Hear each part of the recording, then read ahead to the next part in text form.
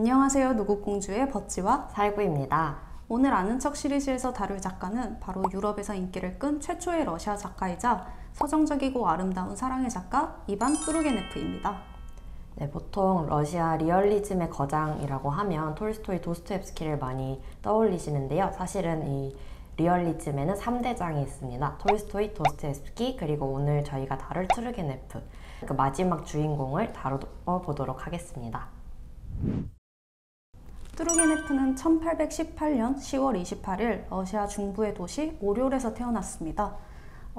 뿌시킨보다는 19살 어리고 도스토옙스키보다는 3살 정도 형이에요. 그래서 시대적으로도 봤을 때 낭만주의의 끝자락 그리고 리얼리즘의 시작에 있다고 볼 수 있습니다.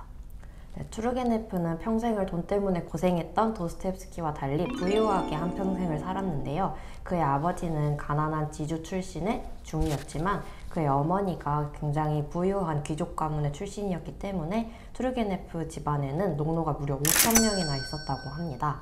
그는 부유하게 행복하게 살았을 것 같지만 사실은 행복하지 못한 어린 시절 보냈다고 하는데요. 아버지와 사이가 좋지 않았던 어머니가 집안에서 굉장히 전제적이고 폭력적으로 행동했기 때문에 뚜르게네프는 그런 어머니에 대한 반감을 가지고 있었고 농노에게도 되게 잔인하게 대했다고 해요. 그래서 이 농노제에 대한 반대의식을 갖게 된 계기가 그의 어린 시절에 있었다고 합니다. 네. 부유했던 만큼 뚜르게네프는 굉장히 엘리트 코스를 밟아요. 일단 모스크바 대학 어문학부에 진학했던 뚜르게네프는 이후 베체르부르크 대학교에서 잠깐 수학을 하다가 후에 베를린 대학교로 가게 돼요. 근데 이 베를린 대학교가 당시 러시아 젊은 이상주의자들이 모여있던 곳이고 해겔 철학이 많이 융성했던 장소였어요. 그래서 바로 이곳에서 뚜르게네프는 이상주의의 싹을 틔우면서 서구 사상들을 접하게 됩니다.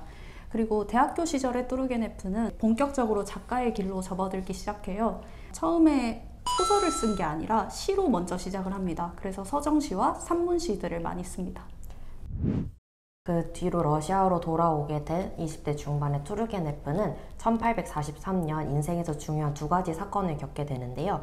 하나는 폴린 비아르도와의 만남이고 두 번째는 그의 작품인 파라샤에 대한 벨린스키의 평가입니다. 먼저 오페라 가수 폴린 비아르도는 뚜르게네프의 평생의 사랑이라고 부를 수가 있어요. 특이한 관계를 지속하는 모습을 보여주는데요. 그가 폴린에게 이제 사랑을 표시했고 자신의 사랑을 폴린의 남편이었던 루이에게까지 인정을 받아서 셋은 계속해서 삼각관계를 유지하면서 살았다고 합니다. 뚜르게네프가 죽을 때에 그의 곁을 지킨 것 역시 폴린이라고 합니다. 이런 어떤 아련하고 슬픈 사랑을 평생 했기 때문에 뚜르게네프가 사랑을 섬세하게 그려낼 수 있었던 자양분이 되었지 않나 라고 생각을 합니다. 같은 해 뚜르게네프에게 또 다른 중요한 사건이 하나 일어납니다. 당시 뚜르게네프는 러시아 내무성에서 일을 하고 있었는데 대학교 때부터 꾸준히 시 창작을 해오긴 해왔지만 자신의 재능에 대한 자신감은 좀 부족한 상태였어요. 그래서 굉장히 고민을 하고 있던 와중에 당시 러시아 문단에서 주도적인 역할을 하던 벨린스키가 뚜르게네프의 작품 파라샤를 두고 굉장히 호평을 합니다. 뚜르게네프는 엄청난 자신감을 얻고 내무성을 그만두게 됩니다. 그리고 이후 본격적으로 창작 활동을 시작하게 됩니다. 자연주의 계열의 벨린스키 서클의 사람들과 친하게 지내면서 이후 그의 작품 역시 더 이상 서정시를 쓰는 게 아니라 본격적으로 러시아 사회 현실을 다루는 산문으로 변하게 됩니다. 그리고 이 시기 그의 대표작이 탄생하게 되죠. 사냥꾼의 수기를 발표한 것입니다. 네, 이 작품이 그 당시에 굉장히 파격적이고 대사건으로 인식이 됐었는데요. 그 이유는 이제 대부분 귀족들만 글을 쓰던 시대에 농노들을 존중받아야 되고 뭔가 배울 점이 있는 사람으로 묘사하는 게 굉장히 드문 일이었기 때문입니다. 그리고 이 작품이 얼마나 파급력이 컸냐면 이 작품을 인상 깊게 읽었던 당시 황제 알렉산드르 2세가 이걸 읽고 농노들을 해방시켜야겠다라는 생각을 품게 되었다고 해요. 그래서 1861년 농노 해방에 기여한 작품이라고 볼 수 있습니다. 당시 알렉산드르 2세 치하의 러시아 사회의 진보적인 분위기와 함께 뚜르게네프는 절정의 인기를 누리게 됩니다. 근데 인기가 있었으니 당연히 비판도 있었겠죠. 뚜르게네프는 굉장히 활동적이고 순수하고 아름다운 여성 인물을 창조해낸다고 칭찬을 받은 한편 그의 남성 주인공들이 여성 인물에 미치지 못한다라는 비판이 있었습니다. 그런데 뚜르게네프는 좀 세간의 그런 평가에 민감한 편이었어요. 그래서 뚜르게네프는 의식적으로 이제 이를 갈고 러시아의 젊은 남성 주인공을 창조해내고자 합니다. 이제 1862년 그의 대표작이 탄생하게 되죠. 아버지와 아들이 발표된 것입니다. 이 소설의 주인공은 60년대의 니힐리스트 바자로프입니다.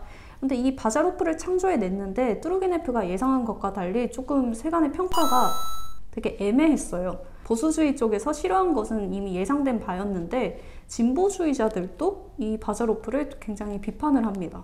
네, 좌우 양쪽에서 다 공격을 받은 투르게네프는 되게 상심이 컸어요. 그래서 이 뒤에는 비아르도 부부와 함께 유럽을 떠돌면서 지내게 됩니다. 러시아에는 잠깐씩만 들르게 되고요. 그래서 작품 창작을 계속하지만 러시아에서 머물던 것만큼 날카로운 현실 비판은 하지 못하게 되고 작품에 대한 평가도 조금씩 달라지게 됩니다. 그러던 그는 폴린이 지켜보던 중에 1883년 부지발에서 생을 마감하게 됩니다.